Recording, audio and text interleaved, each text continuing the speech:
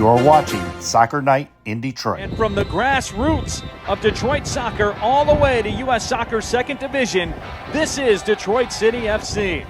Goal for Detroit City. What a play by Alec Wasinski.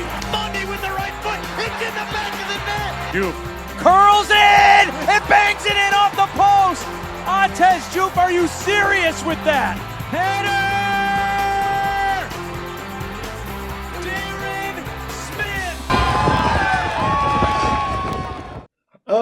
Hope y'all are staying warm and, while we're kind of homebound because of this cold weather and now we're going to have like a winter storm coming on top of it, we decided to stay home. And I think we have nothing else better to do on a Saturday without football. I mean, I just got done watching soccer. And do an impromptu soccer night in Detroit. Yeah, pretty much. I mean, even though we did one on Wednesday announcing the signing of Kobe Hernandez-Foster, there were two new signings that took place on Thursday as well, and we wanted to catch you up as far as that goes as well, instead of just waiting until Wednesday for the musing. So we figured, and there happens to be a game today, too. Yes, there is, and considering we were thinking of the week off, and then the little scheduling devil said, ho, ho, ho, no, you don't. Boom. We were facing on Youngstown on the road. I hope the girls got there safely, considering it's hell on earth outside. Hell on earth on the eastern side of the United States, but a little bit warmer down in Florida, from what I understand. And tell you the truth, it ruined my entire Friday, literally, and today. Yeah, and I just said, you know what? I'm not going to do anything today. I'm just going to sit here, watch soccer, all that fun stuff, and and just chill at home. I got myself something to eat. I'm good. and by the way, I did watch some German league action, including the team battling out for the last place, getting out of relegation in the Bundesliga. And I did see a little bit of Man City getting back to itself, winning with a 2-0. When I checked with 2-0, right? Mm-hmm. 2-0 victory. I watched that one too. Man City getting back into normal. Liverpool getting bipped. Oh, brother. Yeah, they lost 3-2 to Bournemouth. I guess they won't be shopping at Aldi's anytime soon. I don't think so. And don't forget, Man U against Arsenal tomorrow. Big game. By the way, there was every game with the Big Five is a big game in the Premier League. Yeah, speaking of German soccer, I did see something from on Facebook. A couple people posted it. St. Pauli had an impressive pyro display for their match, for their Hamburg derby.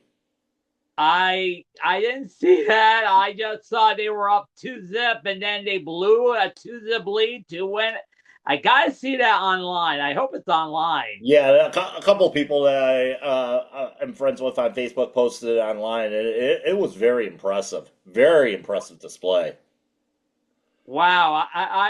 When we're talking pyro, flares, fireworks, the whole shebang there.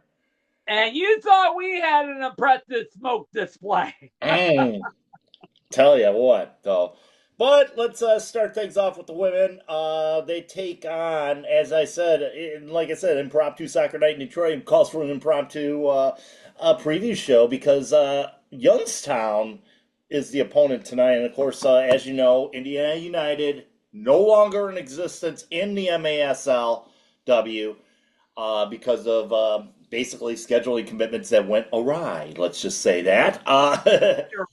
Yeah, they didn't show up to a couple matches, ended up being forfeits, and thus the schedule is now being filled out, at least the road games, by Kalamazoo United. We thank them for their service.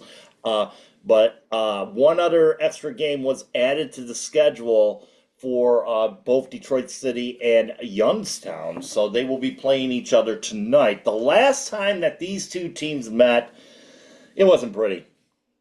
Yeah, 17-2. I was following along because there was no screaming. They didn't give a goal until early in the fourth quarter. That's where the two goals came from, and it was just an impressive thing. We wish we could pretend, but there was no string. But yesterday when I was looking at their youth, searching Youngstown now, they did have a game recently on a company stream. I can't remember, not the Youngstown Nighthawks, but a company stream like True York, which provided the video home stream for their home match against us a couple of weeks ago. So there may be streaming, may not streaming. Can't guarantee you, but Yeah, Detroit City just, I mean, well, okay, I'm trying to look at the game sheet here. I don't think that's going to help me any on that, so we'll probably have to go with team stats here on I this know. one. So, but yeah, Katie Colvin with 3 goals, Hannah Crum with 3, Megan Varant with 2, Mackenzie Ruber with 2, uh, Anya Dow with 2, Kayla Addison with 1, Ella Karolak with Carolac with the 1,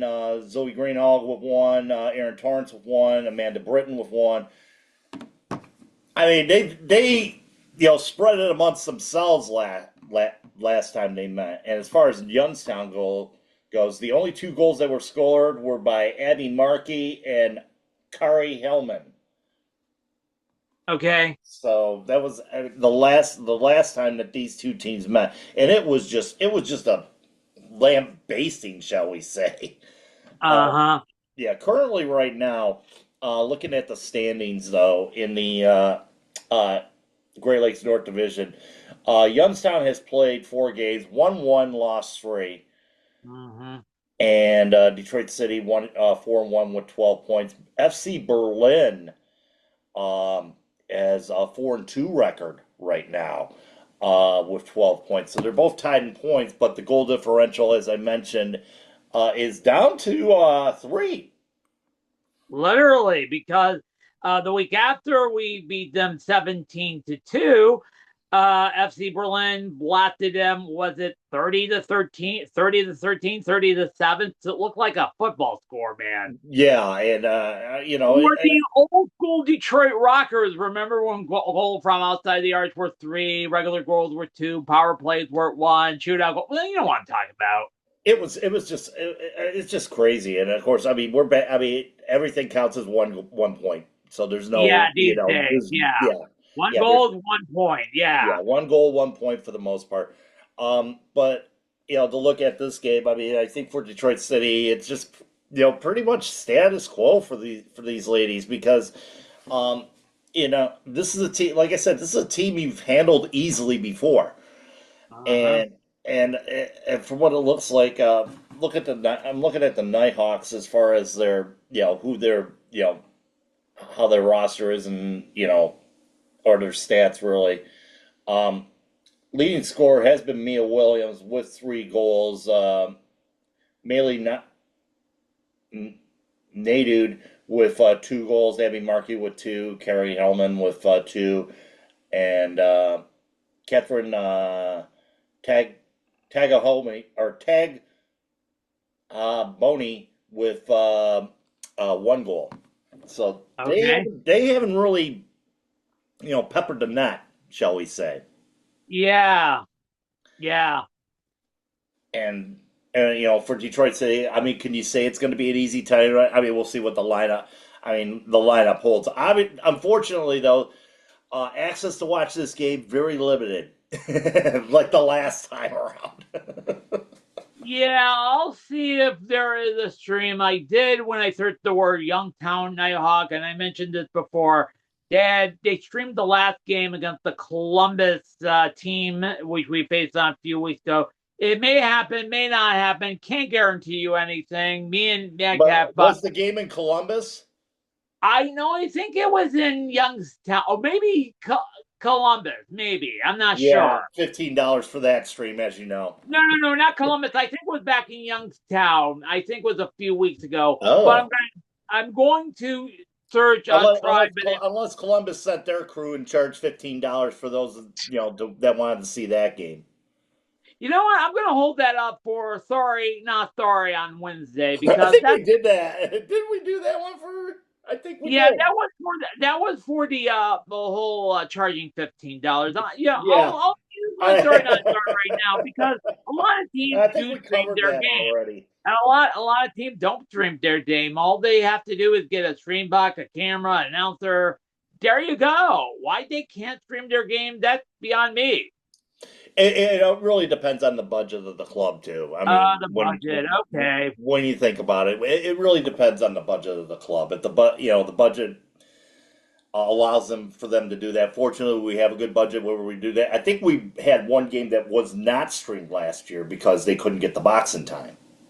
I see. Okay. So yeah, you could do it by cell phone, but remember recording it for a long time, and it does get hot. It do tend to burn your hands, though. Yes, it does. Fair warning. Yes. Yes, it does. It's kind of hard to do that. I was trying to do that. I think I got lost footage of the game, but it really isn't important considering. I mean, our first stream, I decided to videotape like a couple minutes of the game, and then they got the stream going finally. Luckily, no harm, no foul, no goals were scored at that point.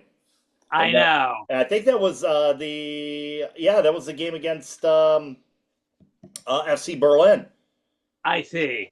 And I think that was the only because the first quarter we had no score in that game. Yeah, I remember that game really well. No score, 0-0, and So but basically, just to let you know, they have everybody. they have the official. They have everything. The official, the score reporters, and all that. So who knows? By the end of tonight, I'll have to report on via the MASL website. Literally, we'll get a full review of it coming up on the musings on Wednesday. As far as that goes, men's side though, there was a couple signings after our last broadcast on Wednesday. I remember we did the show on Wednesday. We were just talking like normal, and then you saw the alert that Kobe Bryant is about to resign, and within about 45 minutes, we did a second show. This was a special edition. Yes. You know what I mean? So, basically... Then, we signed 2 more. We did sign 2 more, as a matter of fact. First off, Ryan Williams signs a 1-year deal for Detroit City FC. That'll carry him through the rest of this year. No option year? Yeah, he only just no options or anything like that. So he stays with Detroit City FC for the 2026 season. Ryan Williams, and he only had 1 goal, and the 1 goal that I remember from and we just showed it to you, the goal against Houston Dynamo, nice banger. All he does is bangers, but he's a very good winger, and very serviceable winger, and I think a good addition to the team. It was like him and Kobe were the 2 straggle-ons, along with Otis Juve, as far as getting them re-signed for the for this year. And we signed a new player. Let me finish up on Ryan Williams. I jump ahead. Excuse me. Yeah. Let me finish up on Ryan Williams. 34 years old, obviously. 26 matches played last year. No goals, no assists. 7.03 FOTMOP rating. So, like I said, very serviceable, and pretty much an asset of the wing. He's not going to score you many goals, but he's very serviceable and can get the ball facilitated. I mean, he had a couple of good passes that helped out with. He didn't have any assists, but helped facilitate it so that we can get the ball into the net. So I mean, like I said, very serviceable there, and good thing he's back. Now the other signing, the other big signing came out of MLS Next Pro, and remember, if you have Apple TV Plus, you can see a lot of the Next Pro game because you don't know if they're going to sign with USL. Help with the back line, or possibly a defensive midfielder. We shall see as far as that goes. But a left back. We also late system. Of course, Tommy Silva on the switch to the outside. 23 years old. Sent in low in front. Tapped home. Tommy Silva. What a feed across from Massalis. He scored as far as Less than 10 minutes to play. He had 2 unanswered from Real Monarchs. For the Real Monarchs for a 6.8 FOTMOB rating. And he's played a couple games in MLS as well. Played a couple games for Real Salt Lake back in 2024, including a CONCACAF Champions Cup game. He was called to the squad for one in 2025, as a matter of fact. Yeah, and he comes from he learned his craft from UCLA, where he scored 9 goals, and he's a really helpful. He scored 29 assists while at UCLA, from reading his bio on the city page, but going to be helpful in the back line. Yeah, he's had some previous USL experience as well. Played in USL League One in 9 games for FC Tucson back in 2020. So, but he's mainly been a part of the Real Salt Lake system. Got released by them earlier this year, and comes over here on a free transfer to Detroit City FC, and it's helping with building up that back line for Detroit City. Obviously, you lose a player like Shane. You lose players like Shane Weed and Stephen Carroll. That's you. All you're left with your defense was basically Michael Bryant and Devon Amumensa. Now that they signed Rio Hope Gunn and Tommy Silva into the mix there, you're going to see a little bit more flexibility. Okay. I would think. Okay, well, you made a really good graphic, what could be the starting 11 on March 14th against Brooklyn. Yes, I did, and I shared it also on Facebook as well. Given on the Faithful page, feel free to comment on it. Feel free to come up with your own starting 11 as you wish as well, and. It was based on a comment, one of the, how do you say it, boo birds or whatever it is, or the constant complainers on the thing, they were not happy with the fact of all the signings and all that stuff. But I did a little kind of research, but grant you, I'm not into tactics and all that stuff, but this is how I feel. Me too. Yeah, I'm not a tactics guy, but based on, and I'll reiterate this again, like I said on Facebook, based on what Danny Dicchio was bringing out late in the season last year, he kind of wanted to go like a 3-4-3 type, which ended up being like a 3-4-1-2 or 3-4-2-1 type deal. Basically, going off that, this is what I went with as far as the formation goes. I have Darren Smith up top as a striker, which is appropriate. He scored 10 goals last year. Absolutely. Atis Juve and Gisele Cedeno flanking him. As a follow-up, yes. Yes, and then my midfield includes Haruki Yamazaki, Maxi Rodriguez and Kobe Hernandez Foster in the middle, and Ryan Williams on the right side.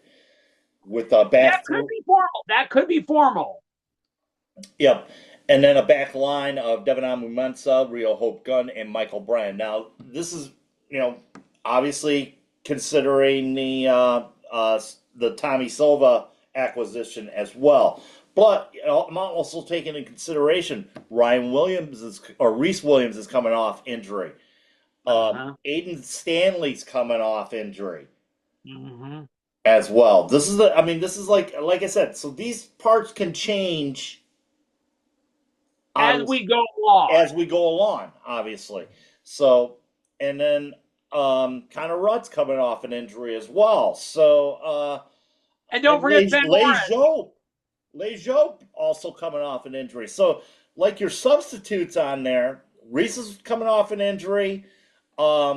Silva, you could probably interchange him with Rio Hope Gunn, and maybe probably do a back four type deal. Put Yamazaki out and put Michael Bryan on one wing, so that you could have like a 4-3-3 type deal. But as I mentioned, Williams injury, Connor Rutt's injury, Lejeune injury. Don't forget Barn Aiden Stanley injury. Ben Morris injury. The only other person that I didn't have in that lineup is Alex Dalu, who I believe, he came in. I believe he came in from FC Tulsa. Yeah. Okay, so that's the only. And the hometown kid, by the way. Yes, hometown kid. The thing is with Dalu, though, and I mean that's the difference between him and Cedeno. Going back to FOTMOB as far as that goes, let's take a look there at trying to find Dalu here. And okay, we got Aaron. Okay, so I'm going to search Alex Dalu here real quick.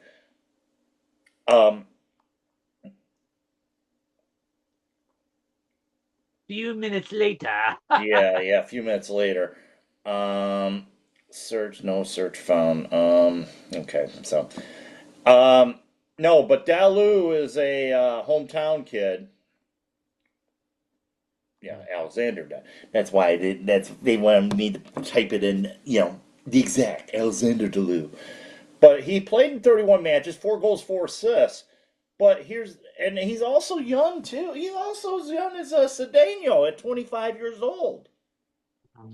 So there's a possibility you could put Dalu up there in Cedeno's spot. Ates Juf, I'd say he's a starter, bar none. He should have started earlier in the year, in my opinion.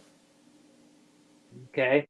I think because I think you could. I mean, it was the same with Yamazaki as well. You didn't realize their talents until later on in the year when they got placed in the lineup.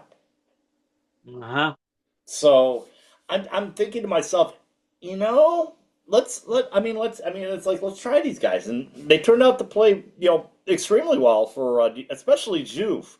You saw the presence of Juf later on in the year. As the season went on, and he proved his worth there. But like I said, that lineup is based on, like I said, we got players coming back from injury that didn't play a lot of the year. So I mean, to the detractors that did not want Danny Dicchio back, he was playing with not that great of a deck last year as far as personnel goes. Yeah. I mean, when you lose a player like Reese Williams, a great two-way player himself, you lose a player like him, you lose the luxury of having Connor Rutz coming off the bench.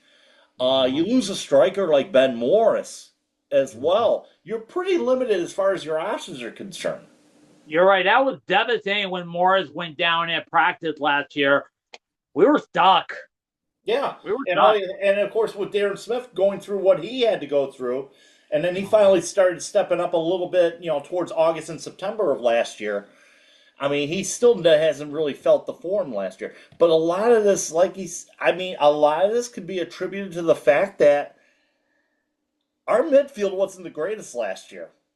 You're right. I agree with you. It wasn't the great, especially down the stretch when we were trying to get some crucial points to move on up. And we finished 8th. But hey, we pulled the upset. Hello. Yeah, and the thing was, it got a little better once you had Kobe Hernandez-Foster added Kobe Hernandez-Foster to the lineup, and that was a huge get right there. And now to get him re-signed, and now to get him paired up with Maxi Rodriguez, I'm very excited to see what's going to come out of that midfield this year. Yeah, I'm very excited too. Yeah, the only question I have right now is with our back 4 or back 3.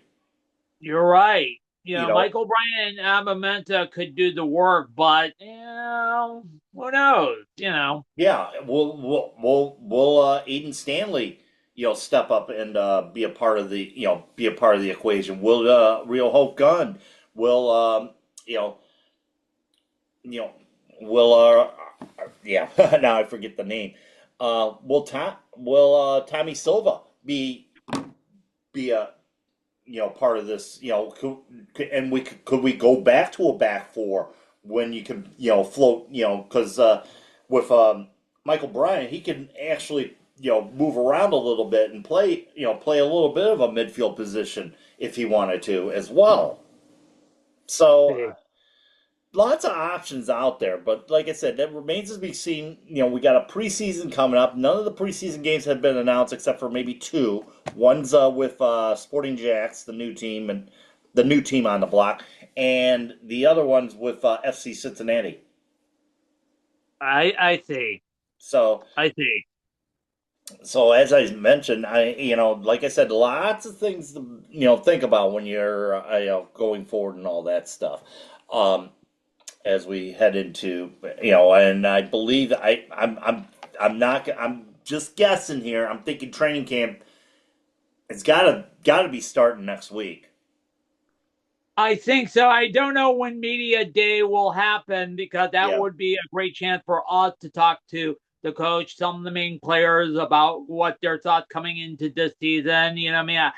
I hope we cover it together. I hope if they're going to invite a lot of I got to reach out to I want to reach out to them and find out what we can do. I mean, at least kit reveal day or whatever the hell it is. I see. Well, I have to do that again because remember I did it last year on the fly. Yeah, we can't. Obviously, we can't release it to the public until the actual kit reveal itself. I know. Oh, brother.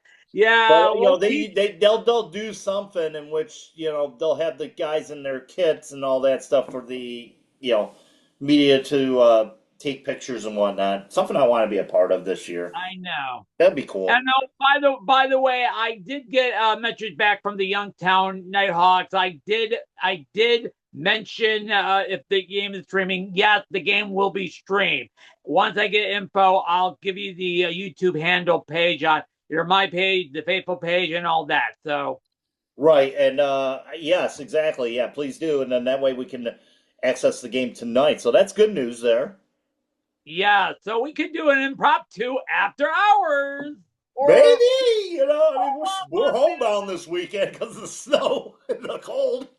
I know, yeah. It looked like the cold weather affected everybody. If the meteorologist in this town, not in this town, but other town like Youngstown, Chicago, like that, said it's too cold to go out. It's too cold to go out. You don't want to get frostbite within 5 to 15 minutes. Exactly, and I mean that'd be great if we're able to catch the stream tonight. That'd be awesome because then that way we can get some analysis and all that stuff. I don't know if they're gonna have a broadcast crew to do it, but And some highlights on the musings on Wednesday night. I mean Wednesday afternoon. I don't know why. We'll see what happens. But anyway, your prediction for tonight? Easy win, or away win, as the classified store announcer would say. Oh, away win. Yeah. I can't see them losing this one. I really can't. I mean, you got a couple games coming up in the next couple weeks against a very good Louisville side. Oh yeah, Louisville is unfreaking defeated. And luckily, the Louisville crossover game is at home, and and we do play back to back. We do play back to back games against Louisville. As a matter of fact, right now they're sitting at 7-0, 21 points on the year, a plus 32 goal differential. So they've been, let's just say they've been. Tearing up the league as of late. Yeah, probably the top team in the league as we go to playoffs near the end of February. Yes. March. Yes. We will be in season during that time.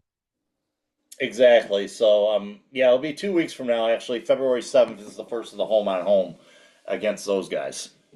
I see. So it will be very interesting. Yeah.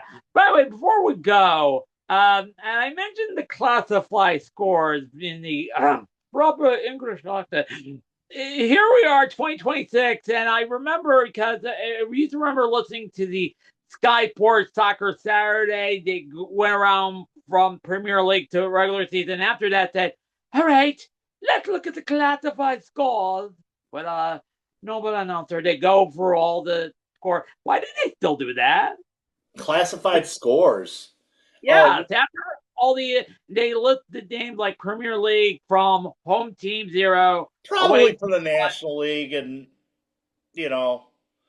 that's why I say when they say classified scores, I'm thinking this might be for the National League. Oh, I see. and Don't be confused with the National League in baseball. We're talking about England. But like the kind of like the USL League 2. I see. The amateurs. The Sunday crowd. Yeah. The Sunday group. Or I wouldn't say Sunday. I wouldn't say Sunday crowd, but you know what I'm saying. Yes, but as you probably know, if you don't know classified score, look it up on YouTube the old school way they used to do classified scores. Classified scores. Yeah, because you don't have a camera at every match. That's probably why it's classified. Well, you're right. You're right about that. There's not every camera at every match. Premier League is well covered. Championship, well covered. League One, well 50-50, well covered. League Two, anything in the EFL is pretty much covered when you think about it. And believe it or not, everything in sports is pretty much covered. But I think it's kind of a rare occasion that in England they still do the classified scores. So there were some Detroit Express games that never got shown on TV back in the day.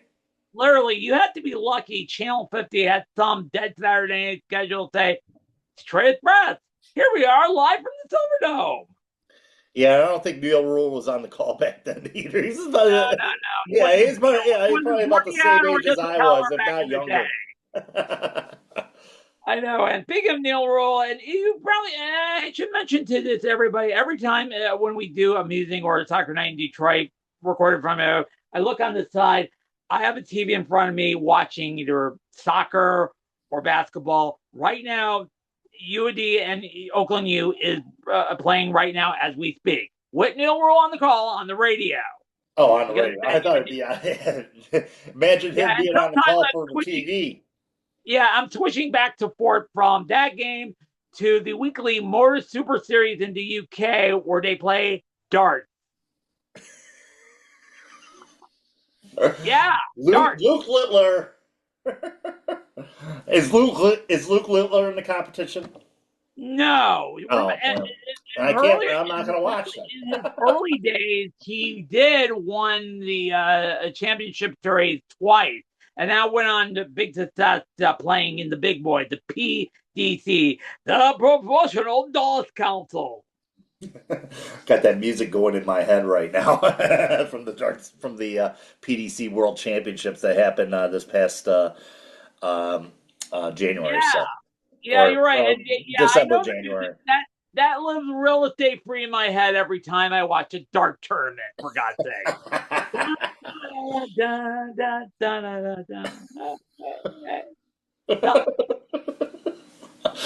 So, all right. We're getting out of control. We're getting out of control here. Let's just rein this back in, and we'll talk to y'all. Maybe tonight.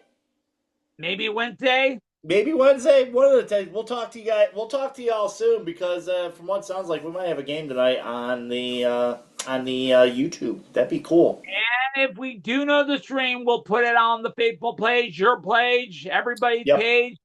Because everybody wants to see our hometown Soccer Night in Detroit. I did post something about the game there on both Twitter and Blue Sky. I will add the stream to those posts as well, so that way you all are kept up to date. So that'd be cool. That'd be good if we are able to have a stream tonight. So, once you send that link, send it to me, and then I'll pass it along. Okay. All right. And I'm getting ready for stories for the musings, including one big name, and it's all over. The daughter of a bad boy being paid. Yeah. So we'll wait for that on Wednesday. Nice little tease there, Steve. All righty then. Enjoy the game tonight if you're able to. If you're going down there, please be safe. Because we know we are in the middle of Death Storm 2026. Other than that, we will talk to you soon. For my buddy Steve over in Hamtramck, the king of Culture City. Stay safe, be warm, watch the game, and be good to each other. Yep. And Mad Cat here at the Hacienda in Fenton saying, keep your feet on the ground, keep reaching for the galaxy, and most of all, be good.